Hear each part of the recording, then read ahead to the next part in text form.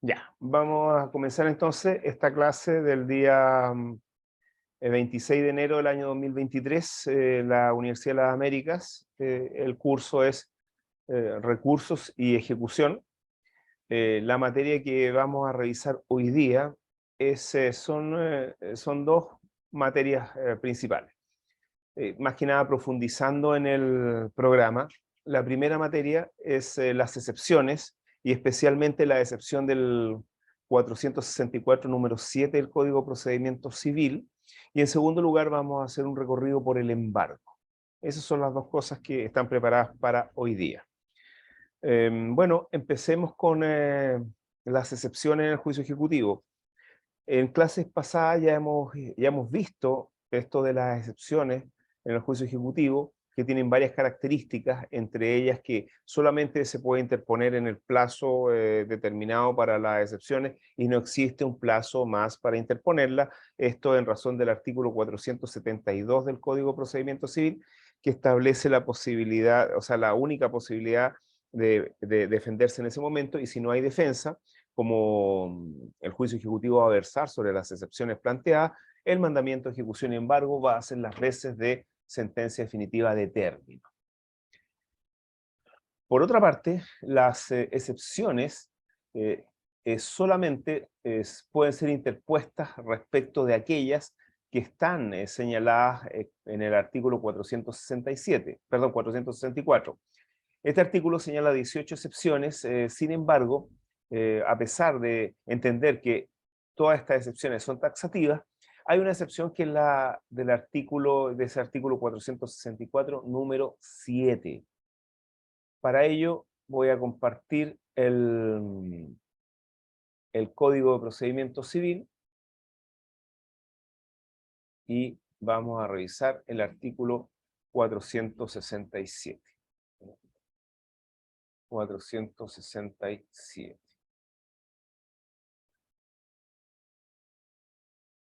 A ver.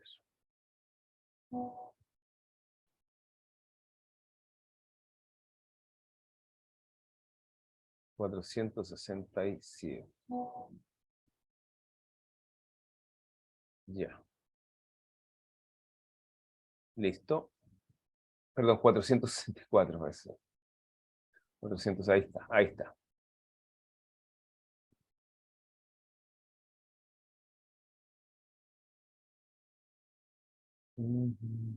Ahí está, 464.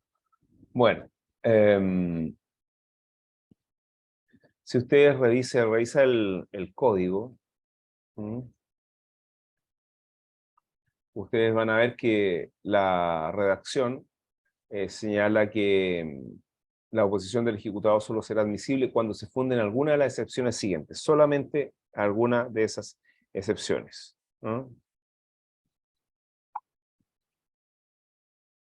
Alguna de esas excepciones que señala el código. Y bueno, todas son excepciones que son, que la vimos en la clase pasada, algunas tienen determinadas características o naturaleza jurídica, unas dilatorias, otras perentorias y otras propias de una ejecución, del juicio ejecutivo. Pero respecto a la que vamos a hacer hincapié, es esta. Entonces, tenemos que ver qué excepciones van a caber dentro, o qué situaciones van a caber dentro de esta excepción, de la número 7. Y nosotros podemos revisar que, bueno, de hecho yo les dije que revisaran el... para compartir. Yo les indiqué que tenían que revisar el texto que está en la página, en mi página, que es este texto de un juicio ejecutivo. Y este texto del juicio ejecutivo señala en el escrito de excepciones, varias excepciones, pero entre ellas,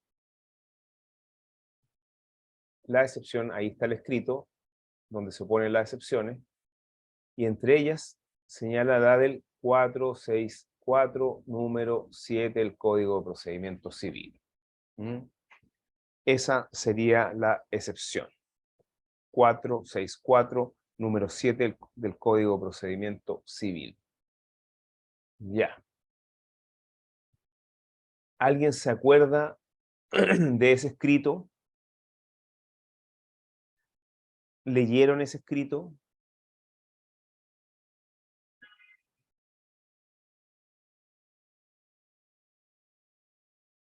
¿Lo leyeron o no?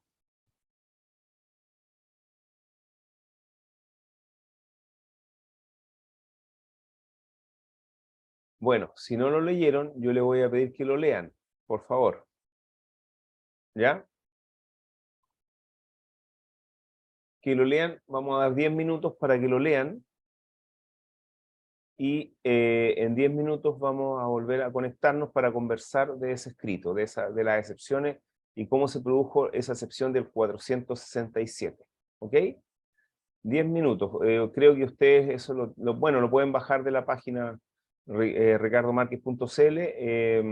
Ese es el cuaderno principal. Así que en 10 minutos vamos a retomar y vamos a conversar de ese escrito de excepciones. ¿Ya? Ya, ¿qué me pueden decir del escrito de excepciones? Está ahí. Profesor, no se logra ver la fecha en que se presentó. ¿Sabe ¿Perdón? por ahí la fecha en que se presenta el escrito de oposición? Ah, ya, bueno, pero está dentro del plazo, eso no es Ah, ya. trascendente. Ya. Punto bueno. ¿Cuáles serían las excepciones? Porque se interpusieron 3 excepciones. A ver, ¿me podría señalar qué excepciones se interpusieron? Un segundito. Bueno, las que están ahí, pues. ¿Ya? 464 número 4, el 464 número 7 y el 17. Ya. Sí, ya. ¿Cuáles serían? Ya, pero ahí fíjense que en ese escrito uno, como tiene que interponer todas las excepciones conjuntamente, todas, hay excepciones que son más fuertes que otras, y la excepción, por ejemplo, la ineptitud del libelo, realmente no era una excepción muy fuerte, pero había que interponerla porque la demanda no tenía ese requisito. ¿Ah? La del número 7, la falta de algunos requisitos para el título, ¿alguien me podría explicar en qué se basa? Porque recuerden que cuando uno interpone una excepción, no solamente debe señalar cuál es la excepción, sino que también debe indicar los hechos en que se apoya esa excepción. Entonces, ¿quién me puede decir algo de eso?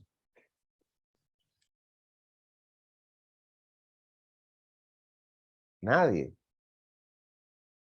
¿Lo leyeron en los 10 minutos que les di? Sí, profe, A bueno, ver. lo que dice ahí es que está indicando que no se pudo, que el representado primero no era su representado, en este caso, no era el representante legal de la firma desde el Ya, 2004, creo. ¿Ya? Por ya, lo tanto, eh, imposible haber hecho la notificación, según el artículo 41 de ya. la ley de cheque y cuentas Mm. corrientes. Claro, Entonces, porque... me- pero no encontré la ley de cheque y cuenta corriente, ¿no? Lo tiene por ahí, profe, ¿no? Se lo puede mostrar. ¿Perdón? Si tiene la ley de cuentas corrientes bancarias y cheques, ¿Ya? ¿Qué lo que pasó con dice él? es que en la página, en el folio o en la página 7 de lo que está mostrando ahí, si podemos ir para allá. Página 7 acá. Sí, ahí mismo. Está en la 15 en este momento. La 15, 16, no, la página 7. Más al otro lado, hacia arriba. arriba. Porque en ese punto se notifica a una señorita que se llama Jenny Ahumada, porque no encontró a la señorita. Ya, sí, Entonces ahí sale que se presentó la notificación a la señora Jenny según el artículo 41 de la ley de cheques, ¿cierto? bueno, el asunto es que Entonces, se plantearon 3 excepciones. La primera excepción le dije la ineptitud del libelo, que realmente, bueno, yo creo que el libelo era inepto, pero los datos se colegían del resto de las presentaciones anteriores. La del número 7, que parece que era la excepción más fuerte, que también la vamos a explicar. Y por último, la prescripción de un año, que en definitiva había un problema ahí con la prescripción porque en materia de estos títulos de crédito de dinero, la gestión preparatoria, por disposición expresa de la ley respectiva, interrumpe la prescripción. Entonces, ahí, ahí había un problema con, realmente sí, realmente no se había interrumpido la prescripción. Entonces, esto no correspondía. Pero realmente de lo que tenemos que hacernos cargo es de esto, es del número 7.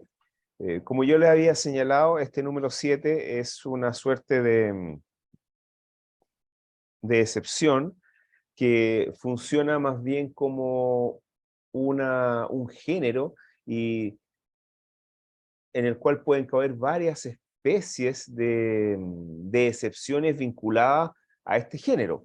En este caso, eh, en este caso, al producirse un problema respecto de quizá una inoponibilidad respecto de la falta o sea, respecto del perfeccionamiento del título, porque el título no fue perfeccionado en la medida que no se notificó al representante legal de la, de la persona jurídica. Ahora, igual se puede producir una incongruencia porque quien firmó el cheque no no era, es una persona natural que actuaba por la persona jurídica. Entonces, ¿a quién más le podíamos notificar esa gestión preparatoria para que tachara su firma falsa más que a esa persona? Pero se produce el problema de que si cambia el representante legal, eh, ese representante legal nuevo no es el que firmó. Entonces se producen problemas de incongruencia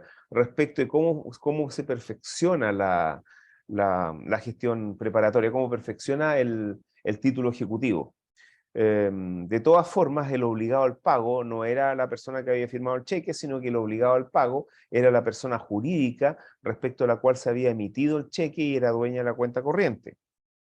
Y esa persona jurídica ya no era representada por la persona a la cual fue notificada para la gestión preparatoria.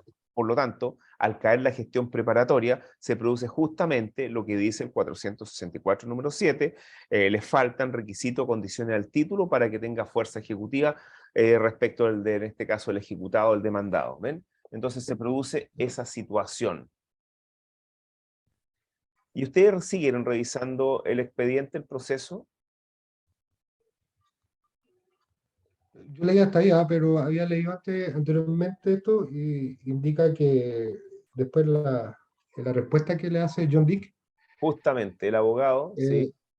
claro, en la respuesta indica que le parecía ilógico porque entiendo que ¿cómo se llama la señorita? Jenny, no, no es la Nélida, Nélida. Nélida, ahí está. la hermana ahora estaba de representante legal. Claro, Entonces, no sé, no me acuerdo mucho del juicio, pero sí, me parece que está, sí, o estaba el marido, no sé. Bueno, la cuestión es claro. que aquí contesta,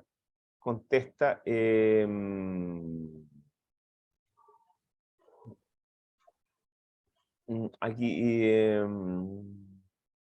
claro,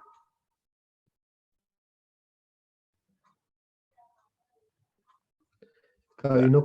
claro, justamente lo que dice ahí que no se comunicó al banco. No se comunicó al banco, pero ¿quién no se comunicó al banco? Si realmente aquí el problema del ejecutante es que las representaciones legales de la sociedad de responsabilidad limitada, en este caso, son públicas, Sí, ¿no? exactamente, y por eso lo indica Bastaba que usted él, que está en bastara el diario oficial. que él solamente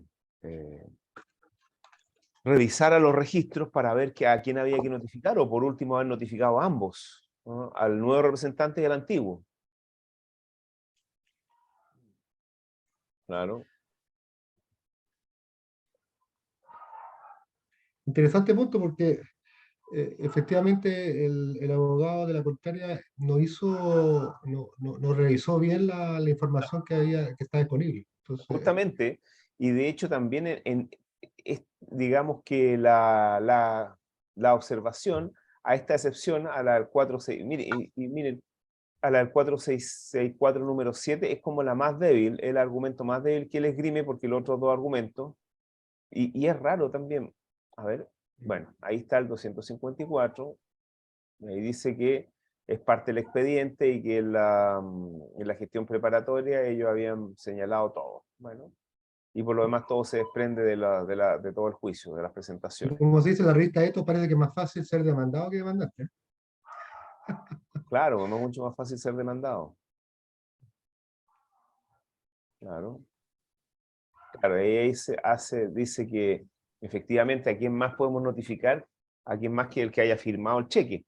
Realmente el girador del cheque no es, quien lo firma, el girador del cheque es la persona jurídica.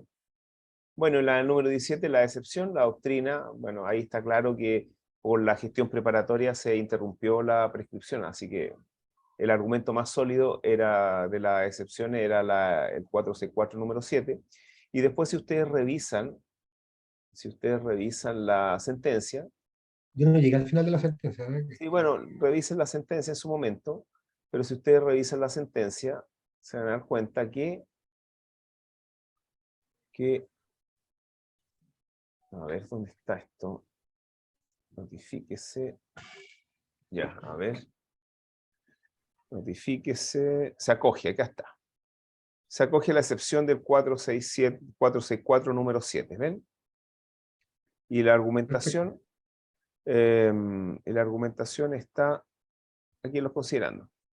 ¿Podríamos decir que esto es una excepción dilatoria en No, este caso? no, la del Porque 467 la del 464 número 7 es una excepción propia del juicio ejecutivo, de la ejecución. Es propia de la ejecución.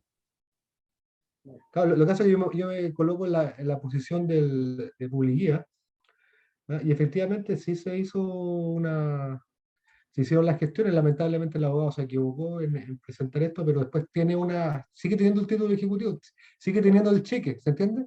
Sí, sí, pero ese título ejecutivo ya está prescrito, entonces la única forma de revivir la Ah, acción ejecutiva es mediante un juicio sumario. ¿Mm? ¿Mm? ya, entonces tiene la posibilidad, Sí, el, el- en un juicio ya, declarativo o sea, podría ser revivir el juicio la gratuito acción para el ejecutiva. título ejecutivo. ¿Mm? Se entiende. Podría ser. Bueno, yo lo que le quería mostrar es que se pueden dar múltiples situaciones que quepan en el artículo 464 número 7. Entre ellas existe otra que no he encontrado el juicio, pero me tocó participar en un juicio ejecutivo de las siguientes características. Miren, se trataba de un contrato de limpieza de parronales. En un predio había que limpiar los parronales, entonces lo que se hizo es firmar un contrato por la limpieza de parronales, se iba a pagar una determinada suma, pongamos que la suma, a ver, esperen un poquito que tengo una llamada. Ya, continuemos. Entonces, como les decía, era un contrato en donde una parte se comprometía a limpiar un predio estaba lleno de parrones, y la otra parte se comprometía a pagarle una cantidad de dinero, pongámosle 1.000.000 de pesos. Ok. Em, la parte que tenía que limpiar los parronales del predio hizo un trabajo, sin embargo, parece que el trabajo no fue bien hecho porque el dueño del predio no le pagó o le pagó una suma menor. Entonces se formó un conflicto. Esto llegó a un abogado. ¿Y qué hizo el abogado? El abogado hizo lo siguiente. em, el abogado acompañó el contrato y acompañó un acta notarial con fotografías autorizadas ante notario donde aparecían los parronales, que aparecían, no sé si aparecían limpios, aparecían unas fotos de unos parronales, pero no sé si estaban limpios, no sé distinguir si un parronal está limpio o está sucio, o está menos limpio o menos sucio, ¿no? Realmente no quedaba claro, porque había que ver cómo estaba antes. Bueno, resulta que con esa documentación, el abogado lo que hizo es citar a reconocer firma y a confesar deuda respecto de ese contrato al dueño del predio. El dueño del predio, por cosas de la vida, no estaba en Chile al momento de hacerse las búsquedas. incluso no estaba en Chile al momento de entregar la notificación por el 44 para la citación a confesar deuda y a reconocer su firma. No estaba en Chile. Entonces, la deuda quedó, la firma quedó reconocida y la deuda también quedó reconocida. Con eso se supone que se perfeccionó el título y se creó un título ejecutivo, y con eso empezó la ejecución. La duda que siempre se planteó era si nosotros podíamos defendernos, pedir la nulidad de la gestión preparatoria. Realmente, la doctrina y la jurisprudencia también dice que como se despacha, como la ley dice que se despacha la ejecución sin audiencia del ejecutado, el ejecutado no puede oponerse, no puede presentar recursos, no puede hacer nada en la gestión preparatoria, más solamente lo que la ley le permita hacer. Entonces, el único momento de defensa fue y es el momento de las excepciones, la interposición, el momento de interponer excepciones. Entonces, yo me acuerdo que en ese juicio no he encontrado los escritos, pero en ese juicio lo que se hizo fue precisamente interponer la excepción del 464 número 7. ¿Por qué razón? La razón era la siguiente. La razón es que ese contrato que se acompañó para que fuera reconocida la firma, no genera, a pesar de ser un instrumento privado, pero no tiene una obligación indubitada, no tiene una obligación actualmente exigible. La obligación tampoco es pura y simple. Hay varias razones al respecto. Para empezar, no es indubitada porque no está claro si se cumplió o no cumplió con el contrato. Entonces, ese documento nos da cuenta de un título ejecutivo. Entonces, no podía servir para fundar una gestión preparatoria. Por lo tanto, si no es título ejecutivo, no tiene fuerza ejecutiva respecto del demandado, del ejecutado en el juicio ejecutivo. Esa fue la argumentación. Por otro lado, esas fotografías que dan cuenta de que un predio determinado estaba en tal estado, tampoco podía ser un documento que diera cuenta, incluso si lo complementamos con el contrato, que diera cuenta de una obligación indubitada. Porque este conflicto es propio de un conflicto que debe ser resuelto en un juicio declarativo. No obstante eso, no obstante todos los argumentos que estoy planteando, no se, eh, el juez estimó que había una gestión preparatoria, había un título ejecutivo, tuvo preparada la vía ejecutiva, se presentó la demanda ejecutiva, nos defendimos con estas excepciones y se perdió el juicio en primera instancia. El juez estimó de que los títulos, los documentos acompañados eran títulos ejecutivos y por último la confesión judicial fue suficiente para perfeccionar o para crear un título. En la corte, bueno, se apeló de esto, no he encontrado los escritos, como lo digo, los voy a buscar, a ver si los podemos revisar en una próxima clase. La corte, bueno, esta causa fue alegada y la corte estimó que efectivamente este instrumento privado y la gestión a confesar no daban cuenta efectivamente de una obligación indubitada. No había una obligación indubitada. E incluso si pudiéramos decir que el instrumento privado no daba cuenta de una obligación indubitada, podríamos decir que la citación a confesar deuda, bueno, por sí sola configura el título. Sin embargo, la citación a confesar deuda era respecto de una deuda que procedía de este contrato, que era un contrato que generaba, obviamente, un conflicto que debiera ser resuelto por un juicio declarativo. ¿En qué sentido? En el sentido que tiene que darse la posibilidad para que el demandado pueda hacer valer sus defensas, en el sentido de decir, bueno, el trabajo no fue cumplido, el trabajo fue cumplido a medias, no se hizo a lo que se obligó, por lo tanto tampoco pagamos, ¿no? Y se podría haber ejercido en un juicio declarativo la excepción del contrato no cumplido, por ejemplo, o cumplido a media, etc. Bueno, en este caso, entonces, la Corte con buen criterio determinó que no estamos frente a un título ejecutivo y que también la confesión no procedía de una obligación ejecutiva, y lo que hizo fue rechazar la ejecución en segunda instancia. Y así se ganó el juicio por la interposición de la excepción del 464 número 7, es decir, en este caso no había un título ejecutivo propiamente tal que pudiera ser perfeccionado posteriormente con estas gestiones preparatorias y con y con la gestión de la confesión.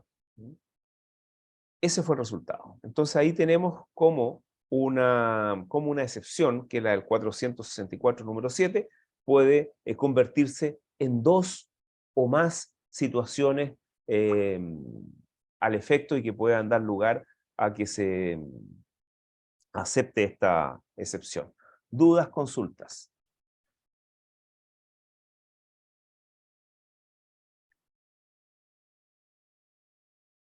¿Nada? Sí, solamente la extrañeza que el juez haya entendido que era un título ejecutivo. Eso no, me extraña en ¿Qué primera cosa? instancia. ¿Qué cosa? Que el juez haya indicado que era un título ejecutivo cuando solamente era la verificación de firma, y como no pudo asistir el dueño del predio, me extrañó eso. Me extrañó que lo haya tomado como un título ejecutivo ese juez. Bueno, lo que pasa es que, como yo ya le he dicho, cuando las cosas están formalmente bien hechas en un proceso, en un juicio ante los tribunales, generalmente es muy difícil echarlas abajo, cuando están formalmente bien hechas y cuando hay que pronunciarse sobre el fondo. Bueno, ¿por qué razón? Porque, bueno, la estructura de nuestros juzgados son Sí, pues, unipersonales. Entonces, que- en definitiva, el juez no puede estar en todas y cada una, o sea, con estar con la debida detención y estudio en todos y cada uno de los asuntos que se le plantean. No puede, es imposible. Entonces esto termina siendo resuelto de manera bastante, bueno, formal. Se cumplieron las formalidades, es decir, a ver, tenemos un instrumento, tenemos un documento, si está firmado, sí. Fue citada la persona, sí. No compareció, no compareció, bueno, entonces está preparada la vía ejecutiva. Pero no se entra al fondo del asunto, digamos, analizando de manera sutil el asunto y de manera jurídica el asunto de fondo, indicando, pero esto no es un título ejecutivo, porque esto claro. genera obligaciones que son dubitadas, totalmente dubitadas. Esa es la situación. ¿Ya? ¿Otra duda, alguna consulta, algo que me quieran decir al respecto? Sí, y ahí el juez, ¿qué pudo haber hecho? Una medida para mejor resolver, ha ido a terreno a ver si Bueno, efectivamente se haya cumplido la mm, obligación de hacer. bueno, ¿Me entiendes? el juez efectivamente, más aún era más que nada una obligación de hacer.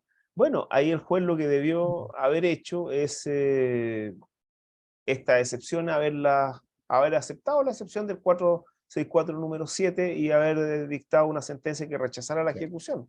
Eso se debe haber hecho, que posteriormente lo hizo la Corte, ¿no? De manera razonada. Dictó la Corte un fallo bien interesante, que voy a buscar. ¿Y eso sería como un tirón de orejas para el juez de primera instancia? Bueno, sí, podría ser, pero eh, bueno, pero se supone que las sentencias y las resoluciones son recurribles, y, y esa es la fórmula, y bueno, y la Corte no siempre está de acuerdo con lo que dicen en la primera instancia, y la Corte también está clara de las limitaciones de los jueces en primera instancia, Mm. porque bueno, que se haya resuelto mal eh, puede, puede ser por lo que ya he señalado, es decir, por, eh, por una falta no, ni siquiera de cuidado, por una falta de profundización o una falta de estudio del caso, ¿ah? Eso es. Pero para eso está la Corte, para profundizar el estudio del caso para ser más profunda en los análisis jurídicos. Bueno, Y, Em, profesor, ¿y en el nuevo CPC vendría algo distinto que puede hacer? Bueno, pongamos el mismo caso, pero con el nuevo CPC. ¿Qué distinto hubiera pasado? Nada, yo creo que O nada, sea, hubiera hubiera sido sido lo mismo. igual, habría sido igual porque se habrían dado las mismas circunstancias y uno tendría que haber dicho que lo que se está presentando no es una obligación indubitada. Incluso se está citando confesar una obligación que no es indubitada. Entonces también el resultado debe haber sido el mismo, acoger la excepción del 464 número 7. Ya, El perfecto. código lo que cambia hace 2 años, hace un año y medio, no, hace un año y unos meses, lo que cambia es que cuando se cita a confesar hay que acompañar documentación que dé cuenta de esta deuda, de esta supuesta deuda o de esta obligación indubitada. Y esta documentación que se acompañó realmente nos da cuenta de una obligación indubitada, así que el resultado hubiera sido el mismo. El mismo. Vale. Gracias, profesor. ¿Otra duda, otra consulta? Entonces tienen que tener claro que cuando las gestiones preparatorias no son perfectas, la forma de atacar el título es la gestión preparatoria propiamente tal que genera el título es a través de esta excepción del 464 número 7. Bueno, esto quería que viéramos en el primer módulo. Y en el segundo módulo, lo que vamos a revisar va a ser el embargo, vamos a profundizar en el embargo, así que yo les pido que revisen que revisen el cuaderno de apremio que ya hemos visto y vean la diligencia de embargo en esta misma causa, ¿ya? Y nos vemos en 10 minutos. Vamos a tratar el tema, entonces, que nos iba a ocupar esta clase, mm, que es el embargo. Vamos a entrar a ver el embargo desde una perspectiva más, digamos, más, con mayor profundidad y con mayor profundidad respecto de las clases pasadas y respecto del material. Bueno, empecemos con el embargo. El embargo, bueno, está definido como la aprehensión jurídica de bienes suficientes del deudor para hacer pago al acreedor, etc. Lo importante del embargo es que el embargo genera una imposibilidad de que los bienes o una protección a estos bienes que quedan para el pago de la deuda, que establecía en este caso en un título ejecutivo, y tiene varias protecciones que ya vamos a revisar. Algunos han planteado que el embargo es cautelar, sin embargo, pareciera que el embargo cumple una función cautelar, pero de manera indirecta en cuanto a sus efectos, porque ya sabemos que los bienes embargados son incomerciables. De hecho, ayer estuve leyendo unos textos respecto de la, de la, del origen de la palabra embargo. El embargo viene del latín imbarricare. ¿Y qué significa imbarricare? Significa poner rejas, poner protecciones, poner resguardos, o sea, cercar. En definitiva, el embargo es la protección de estos bienes que quedan destinados solamente para cubrir la deuda que está establecida o la obligación que está establecida en un título ejecutivo. Entonces, esta definición etimológica o el origen de la palabra embargo como que nos orienta a su naturaleza jurídica, ¿no? Bueno, el embargo también puede ser visto no solamente desde el punto de vista de su definición etimológica, de su definición jurídica, que ya la vimos, sino también desde el punto de vista de la diligencia judicial de que se trata. Porque el embargo es una diligencia, en definitiva, es una diligencia judicial. Desde el punto de vista material, es una diligencia. Y esta diligencia está regulada en el artículo 450 del Código, el Código de Procedimiento Civil, y a ver, eso es. A ver, a ver, ya, vamos a compartir. Ahí está, el cuaderno de apremio. Eso quería compartir, que viéramos el cuaderno de apremio. el cuaderno de apremio, bueno, ya sabemos que cómo comienza el cuaderno de apremio, con el requerimiento de pago, perdón, con el mandamiento de ejecución y embargo, y posteriormente el requerimiento de pago, y la fuerza pública para hacer el embargo. Y esto queríamos que viéramos la diligencia de embargo. Ahí tenemos un embargo, ¿ven? Ahí podemos revisar lo que es un embargo. ¿Están viendo el embargo?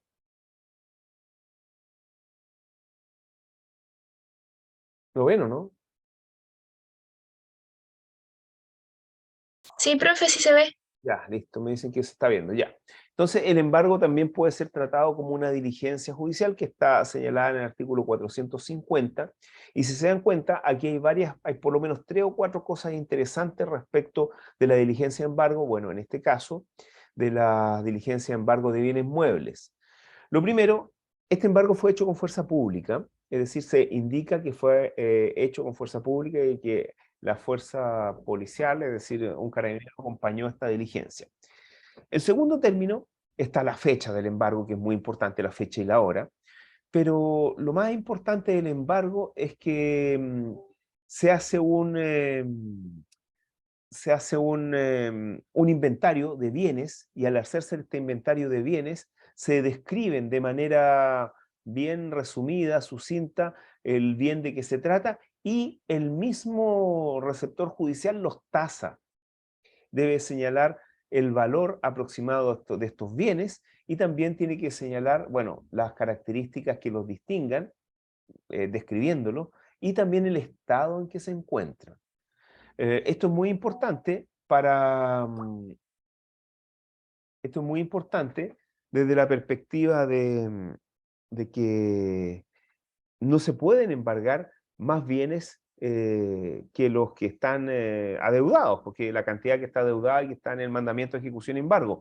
Entonces, si se embargan más bienes, vamos a ver que existen ciertos incidentes vinculados al embargo que ya vamos a revisar y que en donde pueden ser ejercidos. Entonces, eso es lo importante. La otra cosa importante que la mayoría de la gente estima que el embargo es el retiro de su especie. Me embargaron, me retiraron la especie. No es así. El embargo es una actuación judicial, una diligencia judicial, en el cual se hace un inventario de los bienes, y esos bienes eh, van a quedar incomerciables, principalmente quedan incomerciables, ¿no? Y quedan destinados al pago de lo que está establecido en el título. Ya, ¿alguna duda respecto a la diligencia de embargo? ¿Mm? Las cosas que tiene que hacer el Sí, sí, receptor. profesor, ¿cómo llega a ese valor el ministro de Fe? Esa es la duda Bueno, porque finalmente ah, a lo mejor no puede ser experto. Yo puedo tener un sí, equipo de música acá que lo puede tasar en 80.000 justamente, pesos y puede ser de 2 millones, ¿me entiendes? justamente. Mire, la ley dice que el ministro Fe tasará los bienes de manera prudencial, según su prudencia y su saber como funcionario judicial. Bueno, uno también podría tasar, o sea, yo creo que tiene que aplicar las normas de la sana crítica en este caso, y más precisamente las máximas experiencias. Uno sabe cuánto, por ejemplo, cuánto cuesta un monitor de un computador. Uno más o menos sabe, ¿no? Cuánto cuesta un equipo de música. Uno más o menos sabe cuánto cuesta un equipo de música según su antigüedad, según la marca, etcétera. Uno sabe más o menos cuánto cuesta un televisor, ¿no? Entonces, eso queda a la prudencia del ministro de Fe.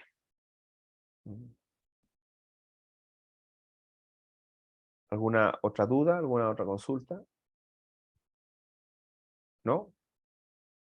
Bueno, sigamos revisando. Sí, profesor, a mí me ¿Sí? queda la A duda. ver, ¿Los bienes inembargables? ya los vamos a revisar. Los vamos a revisar Sí, cuando sí. veamos los incidentes propios del embargo, que vamos a ver varios incidentes. Ya, entonces, Bueno, si no tienen ninguna duda, si no hay duda, vamos a continuar. Continuemos ahora con los efectos del embargo.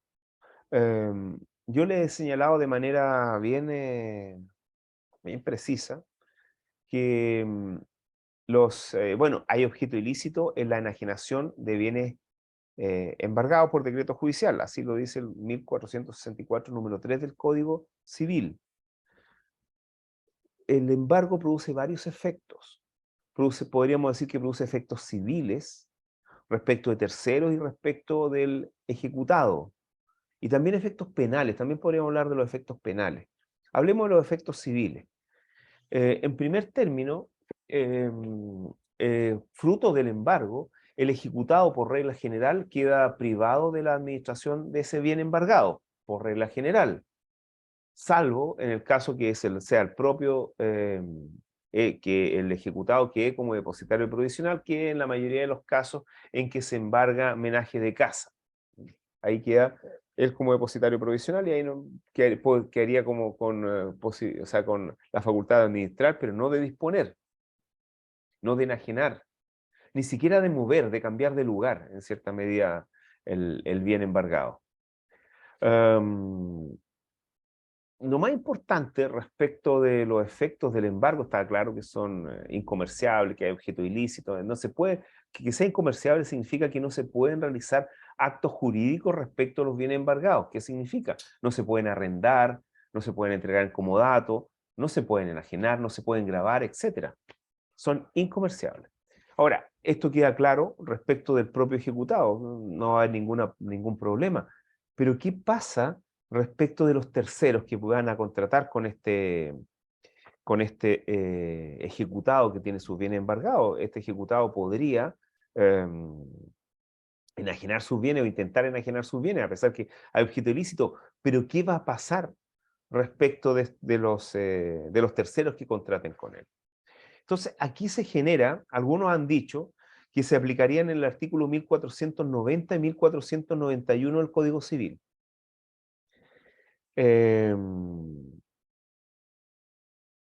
Eso significa que si este tercero tiene conocimiento, el 1490 trata sobre el conocimiento, sobre el conocimiento, los efectos de los gravámenes que pueda tener un bien mueble, y el 1491 también trata sobre los gravámenes o condiciones que pueda tener un bien que es transferido.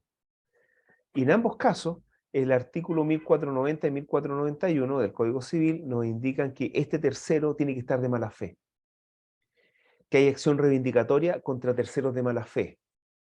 Es decir, no hay reivindicatoria contra terceros de buena fe. Y el embargo es un gravamen que pesa sobre el bien mueble o inmueble. Esa sería una interpretación. Decir que si yo estoy de buena fe, si soy un tercero de buena fe, no pueden quitarme el bien que adquirí de este ejecutado que tenía los bienes embargados. Esa sería una de las situaciones. Ahora,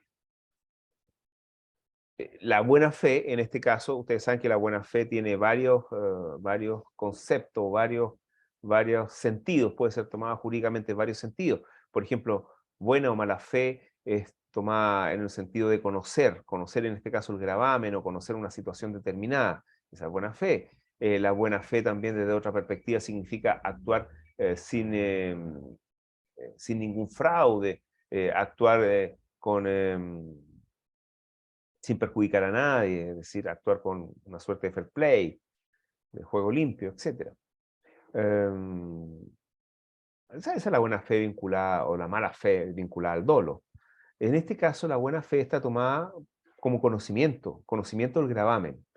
Y en este caso, en cada situación en que pueda acreditarse que estos terceros que contrataron con este ejecutado que tenía sus bienes embargados, que conocían el embargo, en todas esas situaciones se va a poder reivindicar este bien por el ejecutante. Esa es una de las interpretaciones. Otra interpretación podría decirnos, también basado en el 1464 número 3 del Código Civil, si hay objeto ilícito en la enajenación de estos bienes embargados por decreto judicial, bueno, el objeto ilícito genera nulidad absoluta. Y la nulidad absoluta da acción reivindicatoria contra todo tercer poseedor, o sea, la nulidad, contra todo tercero que adquiere de buena o mala fe. Entonces, depende si aplicamos uno u otro camino, podemos estar con los mismos resultados, pero con el primer camino que ya le he planteado es un poquito limitado a probar el conocimiento del gravamen por parte del adquirente, de este tercer adquirente. Ahora, ¿cómo se superan todas estas cuestiones? Para superar todo esto, en general, la mayoría de los bienes que tienen un mayor valor están sujetos a un sistema registral. Por ejemplo, casi imposible pensar que una persona que compra un inmueble embargado lo hace de buena fe. Es imposible porque el embargo resulta que para que surta sus efectos tiene que estar inscrito en el conservador de bienes raíces, inscrito respecto a terceros, digamos.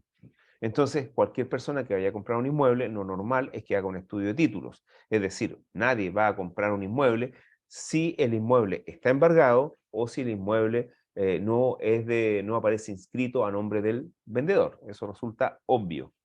Entonces, ahí está claramente establecida el conocimiento por parte del tercer adquirente y la mala fe. Así que ahí ya ni siquiera tenemos que entrar en esta disquisición de que el acto fue nulo absolutamente. Bueno, los otros bienes que están sujetos a un sistema registral, aunque un poco menos exhaustivo, en el sentido de que la inscripción no tiene tanta fuerza como en el caso de los bienes inmuebles, son los vehículos motorizados. Respecto a los vehículos motorizados también, la inscripción a nombre de una persona en el registro civil, en el registro de vehículos motorizados, es presunción de dominio, por una parte. Y por otra parte, las limitaciones al dominio también están inscritas en el certificado de inscripción y anotaciones del vehículo motorizado. Por lo tanto, cualquier persona que compre un vehículo y que se encuentre embargado y que esté inscrito en embargo, no puede después alegar desconocimiento, porque también se compran los vehículos con previo estudio de este registro. Ahora, se podría producir una situación un poquito conflictiva en el interregno que existe entre la inscripción o sea, la petición de la inscripción y la inscripción propiamente tal que ya aparezca para terceros, porque el registro civil tiene una suerte de retraso de 20, 30 o 30 días hábiles en las inscripciones. Entonces, en ese caso uno tendría que consultar el certificado y muchas veces dice inscripción en trámite. Entonces, eso debiera levantar la alerta, ¿no?, al respecto. Bueno, esos son los efectos del embargo desde el punto de vista civil: acción reivindicatoria, nulidad del acto, etc. Desde el punto de vista penal, el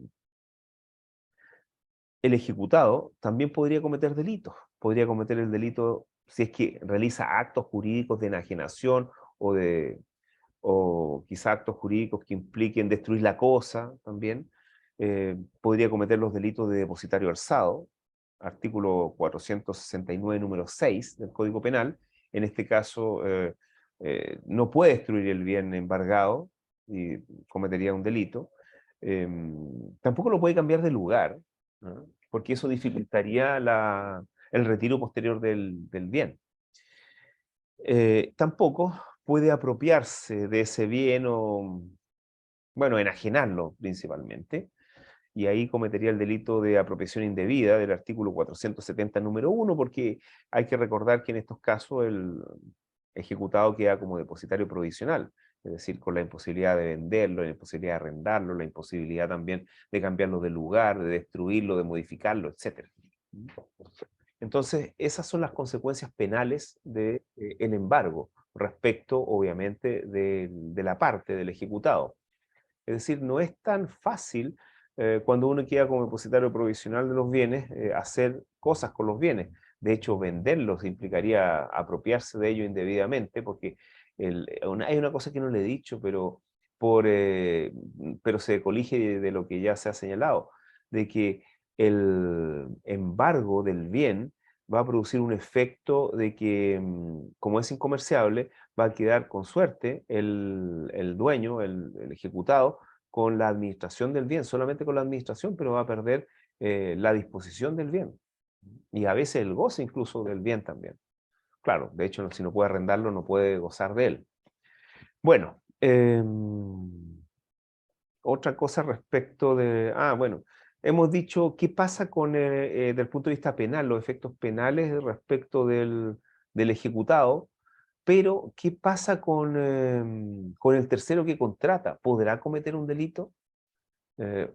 Forzando un poquito las cosas, si bien el embargo tiene una protección civil con las acciones que ya le he mencionado, también podríamos, y como les dije, forzando un poquito las cosas, podría cometerse el delito por parte de un tercero que adquiere o graba o tiene un gravamen, no sé, a su favor respecto de un bien embargado, podría configurarse el delito de celebración de contratos simulados en perjuicio de un tercero. Podría ser, siempre y cuando, obviamente, el contrato sea simulado, es decir, realmente no sea real, no se haya producido las prestaciones que en el contrato aparecen. Entonces ahí podría producirse un delito, un delito específico, aunque también podría producirse la estafa si es que están confabulados el ejecutado con este tercero. Entonces tenemos que el embargo igual, eh, sobre todo cuando está inscrito y está sometido el bien a un sistema registral, tiene bastante protección. ¿Dudas, consultas respecto a lo que hemos planteado hasta ahora?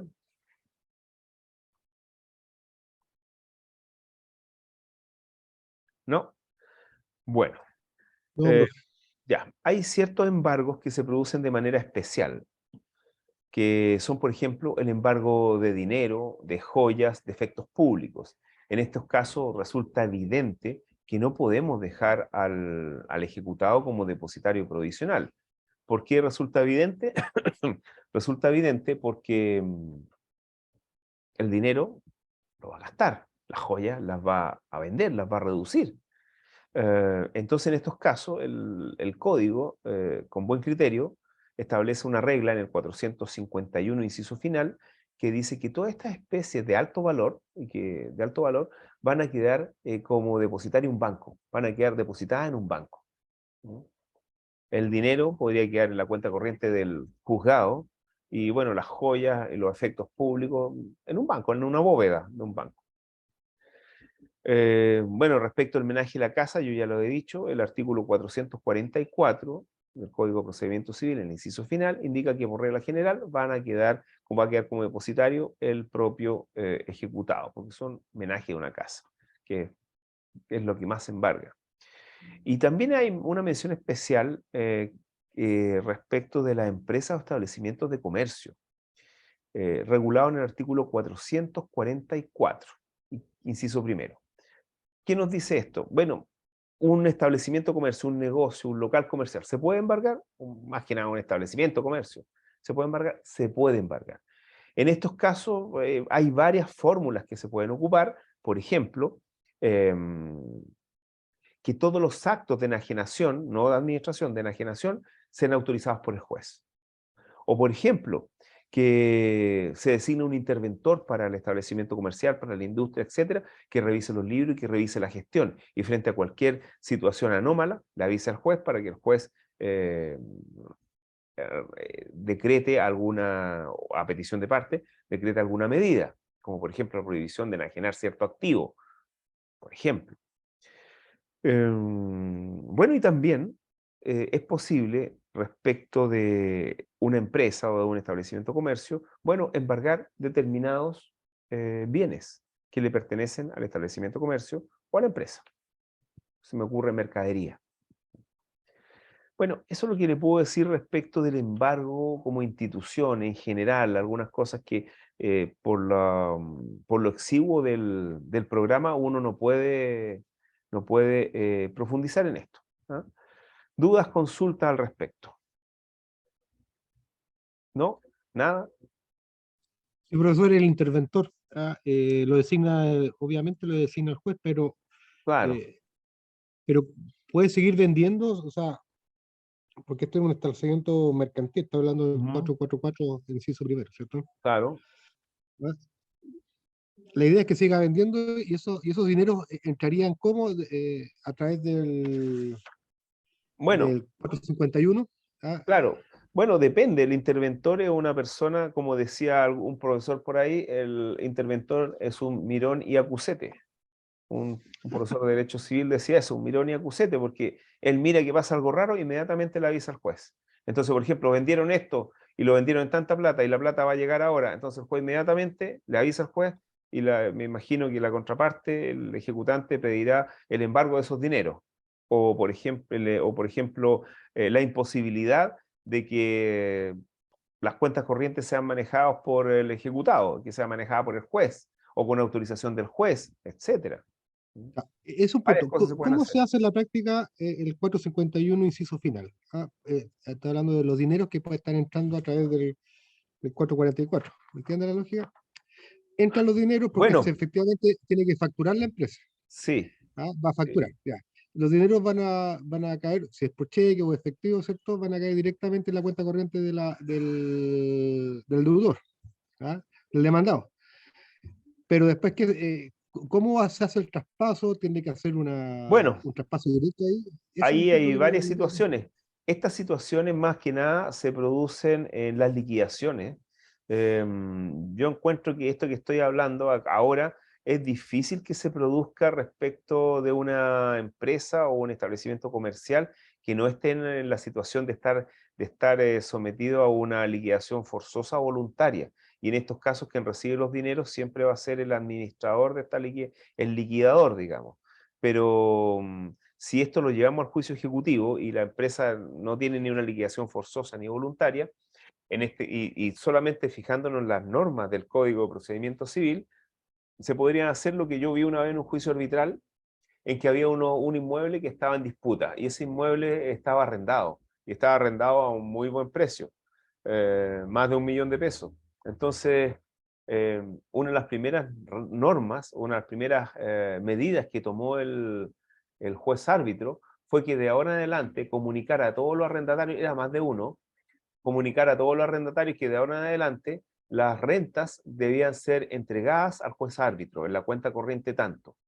Entonces, eso podría ser, notificar a las personas que están contratando con esta empresa, establecimiento, industria, etcétera, que de ahora en adelante un porcentaje quizás, porque si no está fallido, si no está todavía en liquidación, un porcentaje de estos ingresos entren directamente a la cuenta corriente del tribunal y solamente un porcentaje reducido entre a la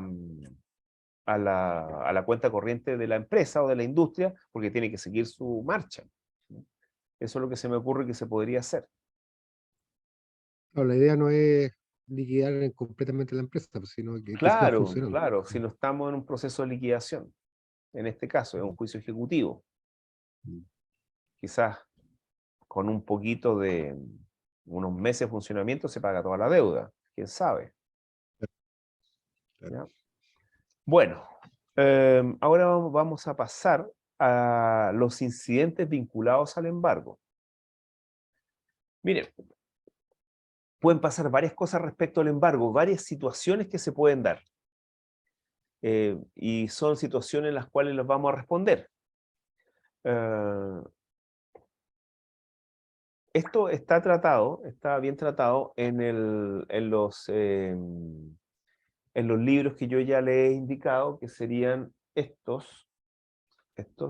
libro, ahí, pueden revisarlo.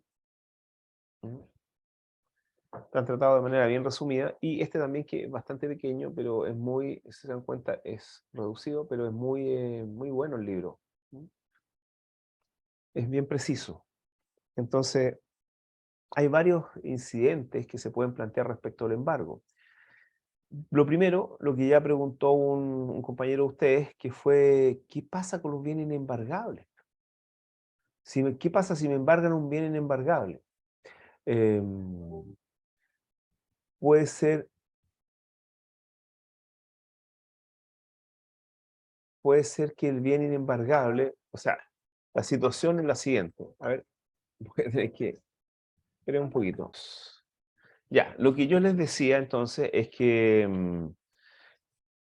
en la Bueno, en la práctica, porque siempre los libros, los textos, las leyes pueden decir muchas cosas, pero en la práctica lo que ocurre, uno podría decir, por ejemplo, es imposible que embarguen un bien que claramente la ley dice que es embargable, pero en la práctica se dan situaciones que no son ni blanco ni negro, a veces son grises, y el juez tiene que decir si realmente el bien que está embargado está dentro de la categoría de los bienes inembargables.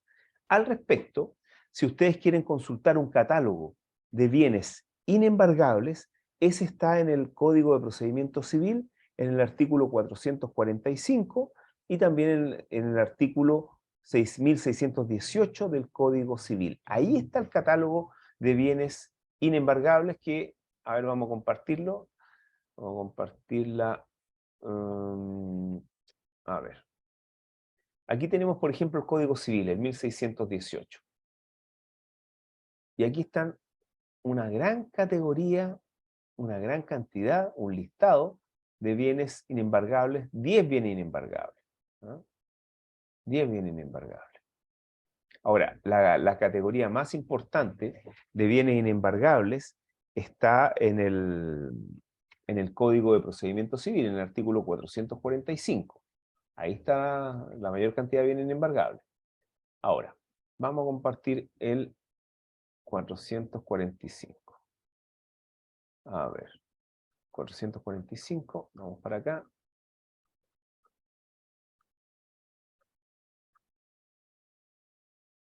Y aquí están los bienes inembargables. ¿Se dan cuenta? Son una gran cantidad de bienes.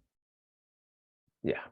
No son embargables, 445, y son un listado de, a ver, de 18. 18 bienes inembargables, 18 bienes. Ahora, uno, en general, uno, está la ley, ahí uno los puede revisar, pero uno los puede agrupar. Uno puede agrupar los bienes que son inembargables en por lo menos unos 4 o 5 grupos. El primer grupo de bienes inembargables son las rentas, ya sean remuneraciones, rentas, pensiones, etc. Esas, sueldos, todo lo que aparece. Esos, por regla general, son inembargables. Inembargables. ¿Ok? Eso lo tenemos más o menos claro. Pero aquí hay que hacer dos disquisiciones, eh,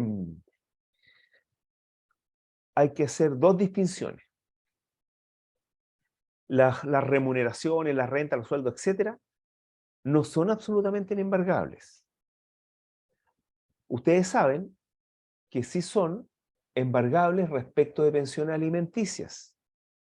Bueno, y aquí se señala en el número 1 del 445 y se indica hasta en un 50%. Eso ustedes saben que por pensiones alimenticias se le puede retener y embargar los bienes a una persona hasta el 50%, ¿no es cierto? Eso lo saben, ¿o no?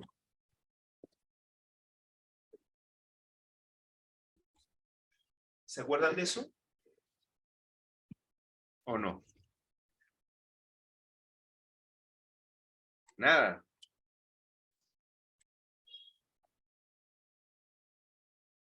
Nadie ha visto alguno de estos casos.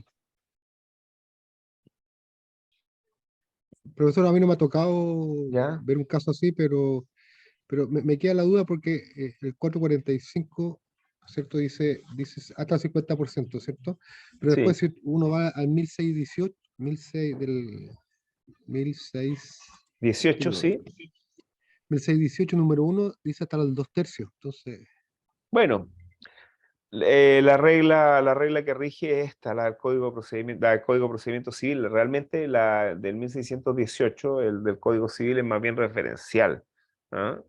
Y de ya, todas formas, esto se encuentra modificado o derogado tácitamente por otros cuerpos legislativos que ya vamos a revisar. ya, gracias. Ya. ¿Alguien tiene algo que decir aquí? ¿No? Ya. Fíjense que hay una ley que regula las pensiones alimenticias, por lo menos hay dos leyes que las regulan o que tratan sobre pensión alimenticia. La más importante es la 14.908, ¿ah? Que trata sobre el abandono de familia y pago de pensión alimenticia. Y esta ley fue modificada por la ley 21.389 el 18 de noviembre del año 2021. Y el artículo 7 de esta ley que fue reformada tenía como límite el 50% de todas las remuneraciones e ingresos del alimentante, es decir, del demandado, del que está prestando los alimentos. Sin embargo, actualmente, por razones fundadas, se puede imponer una pensión alimenticia que sobrepase el 50%, para que sepan, por razones fundadas. ¿Ya? El artículo 7 de la 14.908, para que sepan. Por otra parte, no es tan efectivo que las remuneraciones, los sueldos, las gratificaciones en general sean, sean inembargables. No es tan así, porque todo esto está vinculado al Código del Trabajo. Y el Código del Trabajo señala un límite o señala una cantidad hasta donde no van a ser embargables. Y el límite está dado por una suma en UF.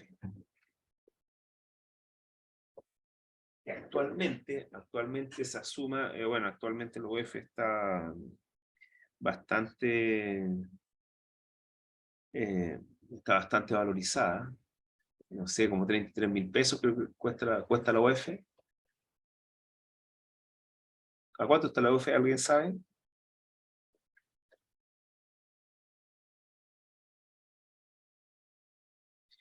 Bueno, el asunto es que las remuneraciones de los trabajadores, aunque no Está a sean 35.000 pesos. 35, chuta. Sí. Bueno, No, sí, nos aunque no tienen locos. sean, sí, se disparó. Aunque no sean, no hayan pensión alimenticia, de todas formas uno puede embargar la remuneración de una persona en lo que exceda de 60 UF. Entonces saquemos la cuenta. A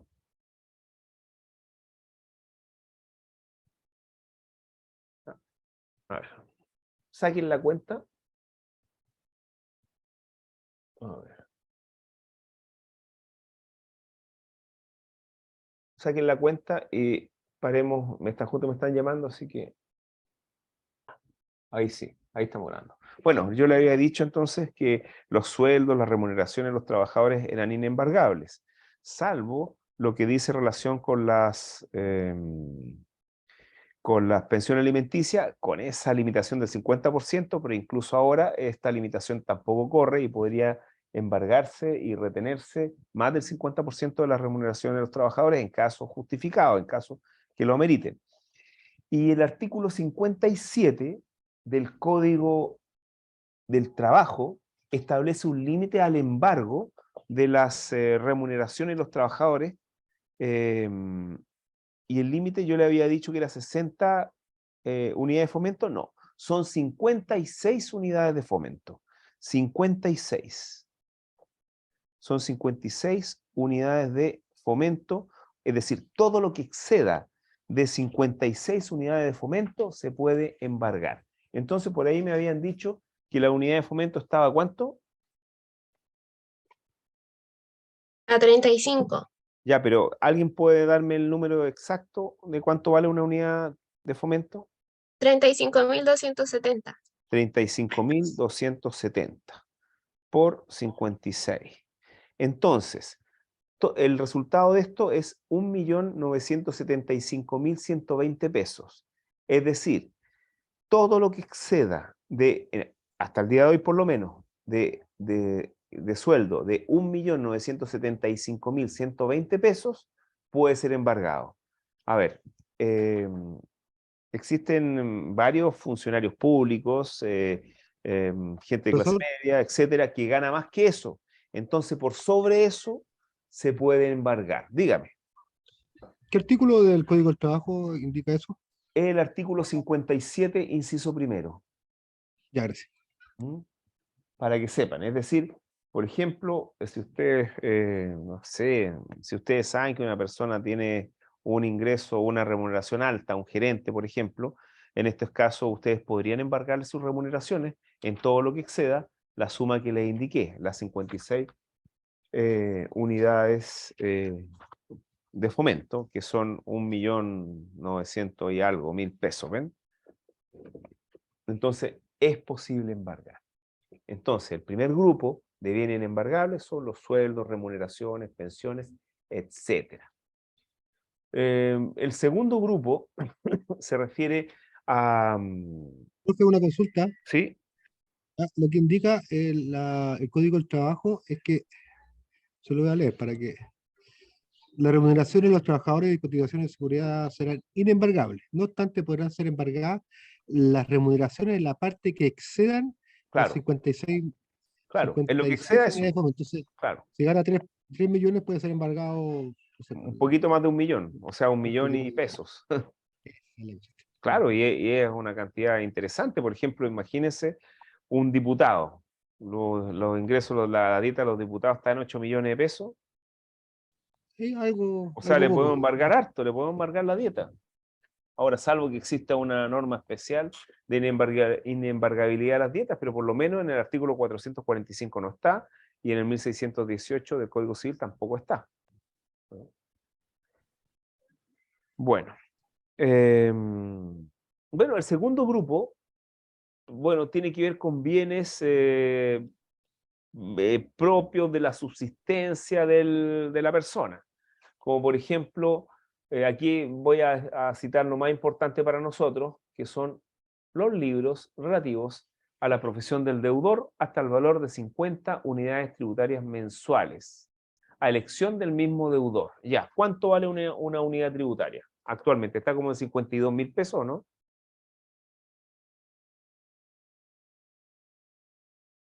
¿Alguien me puede decir en cuánto está una unidad tributaria mensual?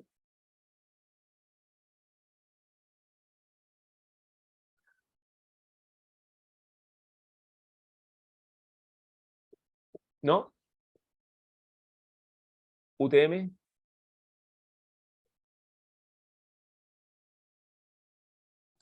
Sí, profesor, 54.878. 54.870. 878. Ya. Vamos a seguir compartiendo entonces acá. Ya. Por 50. Nos da no, una suma no despreciable. 2.743.900 pesos. 2.743.900 pesos. Los libros relativos a la profesión del deudor, hasta el valor de 50 unidades tributarias mensuales, a elección del mismo. Ahora son libros. Y si yo los libros los tengo digitalizados en mi computador, no sé, podría ser. Las máquinas, el número 10, las máquinas, a todo lo que sirva para producir renta, ¿no? Los uniformes, los objetos indispensables. Aquí está, el objeto indispensable al ejercicio personal del arte u oficio de los artistas, artesanos y obreros. Ya, pero ahí ya se refiere no a los profesionales. Pero ven, es decir, todo esto que es necesario para producir renta, para ganarse el sustento. Eso sería otro grupo. Otro grupo tiene que ver con... ¿Sí? Profesor, y si una persona trabaja en terreno, camioneta, ¿sería inembargable una camioneta, por ejemplo? Yo creo que no, ¿Podría? porque no, yo creo que no, porque las máquinas, instrumentos que sirve al deudor para la enseñanza de alguna ciencia, arte, ya, las máquinas, mira, aquí estarían las máquinas, por ejemplo, a mí, yo para una ciencia, algún arte, ¿ah? Aquí yo puedo, pero no dicen hasta qué suma, ¿ah? Hasta el valor dicho valor y sujeto a la misma elección. Al mismo valor también, o sea, el computador, por ejemplo, las impresoras, etcétera, también podrían no ser embargables, también, miren. Los uniformes, pero en el caso que usted me plantea, eran... ¿Cuál era el caso que usted me planteaba? Una camioneta, que generalmente Ah, una camioneta. Es medio es importante. complejo. Es complejo porque, no sé, pues se podría arrendar una camioneta, no sé, un taxi quizás podría ser, pero en ese caso tendría que ir cierto producto de ese bien, pero no, en general no. Los vehículos motorizados en general no son embargables, nadie, ningún juzgado va a dejar de embargarlos, ¿no? Pero Eh, los tractores creo que esos pueden llegar a ser inembargables. ¿Por qué? Podría ser, pero sí, podría ser, pero no sé, todo quedaría a criterio del juez, ¿no? Salvo que exista una ley especial de la prenda industrial, no sé, pero habría que revisar si pueden ser. Bueno, también hay más bienes que son inembargables, por ejemplo, los bienes municipales también son inembargables, los bienes que sirven a los servicios de salud también son inembargables. Existen otras normas de inembargabilidad, por lo demás, fuera de la norma del Código Civil y del Código de Procedimiento Civil, para que sepan, porque uno se ha encontrado cuando ha hecho juicio en contra de estas instituciones, que sus bienes son inembargables, pues, ¿no?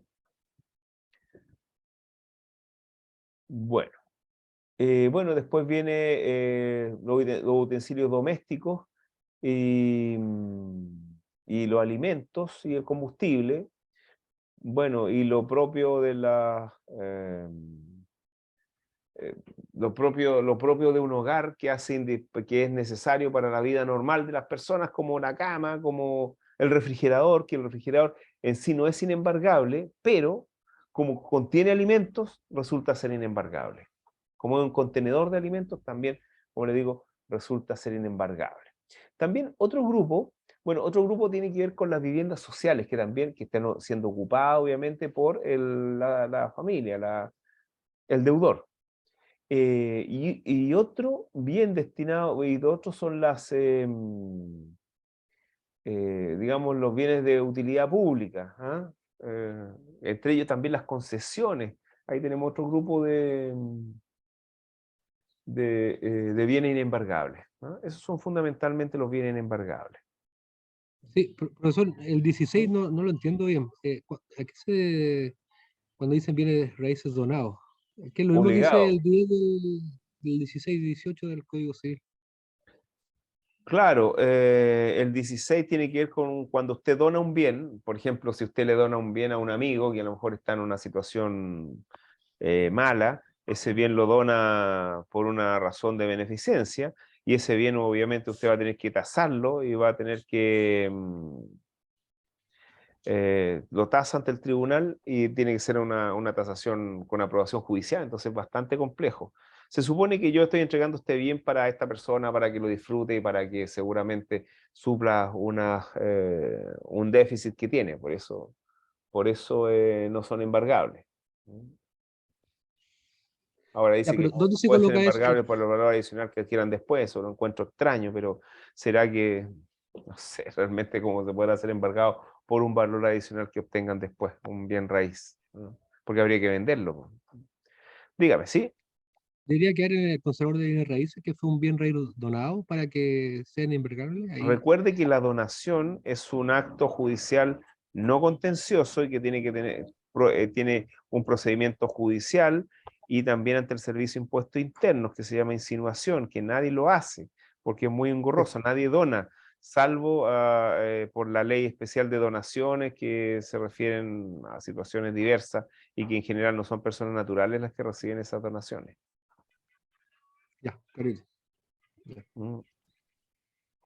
Ya, bueno, ahí tenemos los bienes inembargables. Dejar de compartir. Bueno, entonces respecto a los bienes inembargables, ¿qué pasa? ¿Qué puedo hacer si es que embargan un bien que es inembargable?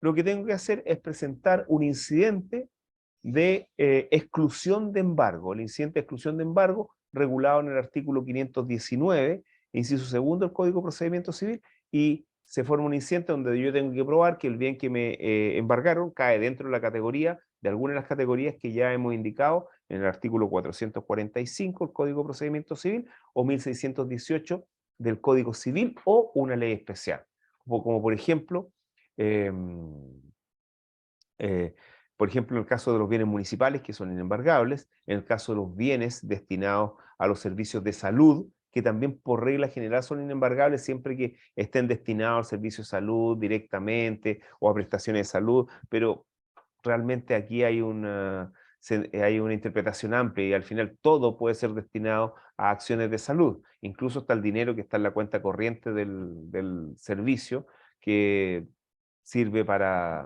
no sé, para pagar sueldos de médico, enfermera, auxiliar, etc. Entonces, también es difícil embargar esos bienes. Se va a generar un incidente de embargo. De hecho, cuando uno demanda a estas instituciones, en especial a los servicios de salud, inmediatamente las contestaciones de las demandas, sobre todo en materia laboral, señalan que ellos gozan del privilegio de inembargabilidad de sus bienes, por ejemplo.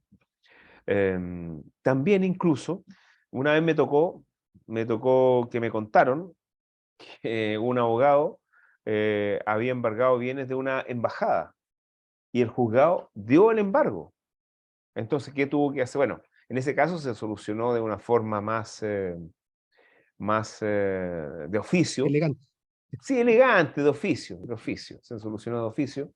Y el juez se dio cuenta de su error y anuló sus actos, pero si no se hubiera solucionado así, el abogado de la embajada tendría que haber indicado que los bienes de la embajada son inembargables conforme a la Convención de Viena, ¿no? De los tratados. Y ahí habría tenido que presentar el incidente de inembargabilidad. ¿Ven?